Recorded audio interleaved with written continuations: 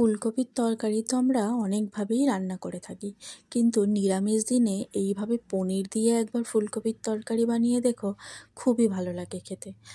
আর এই পনির দিয়ে ফুলকপির তরকারি বানানোর জন্য আমি এখানে নিয়ে নিয়েছি 200 গ্রাম পনির। সেটাকে আমি লম্বা লম্বা করে সরু সরু করে টুকরো করে কেটে নিয়েছি। আর টুকরো করে কেটে নেওয়ার পর আমি একটা পাত্রের মধ্যে উঠিয়ে রেখেছি। তোমরা চাইলে জলেও ভিজিয়ে রাখতে পারো। আমার যেহেতু একদম পনিরটা ফ্রেশ ছিল, তাই আর জলে ভেজাইনি। এবার আমি এখানে অর্ধেকের থেকে একটু বেশি পরিমাণ ফুলকপিকে ছোট ছোট করে ডুমো ডুমো করে টুকরো করে নিয়েছি। মানে তোমরা যেরকমভাবে ভিডিওতে দেখতে পাচ্ছ ঠিক সেরকমভাবে ফুলকপির গুলোকে ভালোভাবে পরিষ্কার করে এরকমভাবে ডুমো ডুমো করে টুকরো করে কেটে নেওয়ার পর কিছুক্ষণ জলে ভিজিয়ে রেখেছিলাম, যাতে আর কি কোনো রকম পোকামাকড় থাকলে বেরিয়ে যায়। তারপর ভালোভাবে ধুয়ে নিয়েছিলাম। আর এই তরকারি বানানোর জন্য আমি এখানে নিয়েছি আদা একটু বেশি পরিমাণে, আর 2টো আলু নিয়েছি। আলুগুলোকে ভালোভাবে খোসা ছাড়িয়ে নিয়ে আমি ছোট ছোট করে টুকরো টুকরো করে কেটে নিয়েছি। তোমরা চাইলে বড় বড় করেও টুকরো করে কাটতে পারো। আমার যেহেতু একটু তাড়া ছিল রান্নার, তাই জন্য আমি ছোট ছোট করে টুকরো করেছি, যাতে তাড়াতাড়ি রান্নাটা হয়ে যায়, মানে সেদ্ধ হয়ে যায় আর কি। আর তারপর আদাটাকেও আমি ছোট ছোট করে টুকরো করে নেব, কারণ আমি আদাটাকে পেস্ট করব।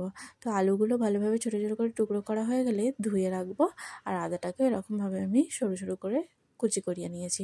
এবার একটা মিক্সার গ্রাইন্ডারের মধ্যে আমি ওই আদা দিয়ে দিয়েছি, আর দিয়েছি একটা কাঁচা লঙ্কা, আর একটা অর্ধেক মানে একটা গোটা টমেটো থেকে অর্ধেক পরিমাণ টমেটো দিয়েছি, আর এক চামচ গোটা জিরে দিয়ে একটা সুন্দর পেস্ট বানিয়ে নিয়েছি। তারপর একটা কড়াইতে সাদা তেল গরম করে নিয়ে তার মধ্যে পনিরগুলোকে আমি একে একে ভেজে নেব। আমি পনিরগুলোকে একটু লালচে ব্রাউন মানে লালচে করে কড়া করে আর কি ভেজেছি। এবার ভালোভাবে ভাজা হয়ে গেলে পনিরগুলো আমি উঠিয়ে রাখবো। তারপর আমি ওই কড়াইয়ের মধ্যেই সর্ষের তেল গরম হতে দেব। তোমরা চাইলে সাদা তেলও দিতে পারো। তারপর সর্ষের তেলটা যখন ভালোভাবে গরম হয়ে যাবে, তখন তার মধ্যে আমি ওই ধুয়ে রাখা ফুলকপিগুলো দিয়ে দিয়েছি, আর দিয়েছি স্বাদ মতো লবণ আর হলুদ গুঁড়ো দিয়ে ভালোভাবে নাড়াচাড়া করে আমি এটা হালকাভাবে ভেজে নেব। ভাজা হয়ে গেলে আমি উঠিয়ে নিয়েছি। তারপর ওই তেলের মধ্যেই আমি দিয়ে দিয়েছি আবারও সর্ষের তেল। সর্ষের তেলটা দেওয়ার পর একটু গরম করে নেব সর্ষের তেল। তারপর দিয়ে দিয়েছি একটা শুকনো লঙ্কা, 2টো তেজপাতা আর অল্প একটু সাদা জিরে দিয়ে কিছুক্ষণ নাড়াচাড়া করে নিয়ে তার মধ্যে ওই কেটে রাখা আলুগুলো দিয়ে দিয়েছি। আলুগুলো ভালোভাবে ধুয়ে নিয়েছিলাম। তারপর একটু নাড়াচাড়া করে তার মধ্যে ওই যে পেস্টটা বানালাম সেটা দিয়ে দিয়েছি। দিয়ে কিছুক্ষণ নাড়াচাড়া করে নিয়ে তার মধ্যে দিয়েছি স্বাদ মতো লবণ, একটু হলুদ গুঁড়ো আর কাশ্মীরি লঙ্কার গুঁড়ো। এছাড়া কিন্তু আর কোনো মশলা আমি দিইনি।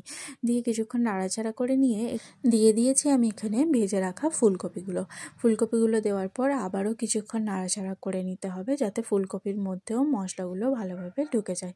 তারপর আমি অল্প অল্প করে জল দিয়ে 2-3 বার করে কষিয়ে নিয়েছি।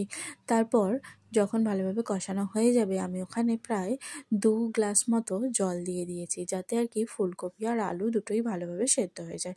তারপর আমি ঢাকা চাপা দিয়ে দিয়েছি, যাতে আর কি ভালোভাবে সেদ্ধ হয়ে যায়। আর 10-15 মিনিট এরকমভাবে সিদ্ধ করে নেওয়ার পর যখন ঢাকা খুলেছি, তখন খুব ভালোভাবে এই ফুলকপি আর আলুগুলো সব সেদ্ধ হয়ে গেছে। এবার একটু নাড়াচাড়া করে নিয়ে নুনটা কম মনে হয়েছিল, যার জন্য আরেকটু নুন মিশিয়ে দিয়েছি, আর দিয়ে দিয়েছি গরম মশলা গুঁড়ো। তারপর ওপর দিয়ে পনিরগুলো দিয়ে কিছুক্ষণ ঢাকা চাপা দিয়ে আবারও ফুটিয়ে নিলেই রেডি হয়ে যাবে এই ফুলকপি আলু দিয়ে পনিরের তরকারি। ভিডিওটা কেমন লাগলো অবশ্যই জানিও, আর ফলো আর সাবস্ক্রাইব করে দিও এরকম নতুন নতুন ভিডিও দেখার জন্য। Thank you.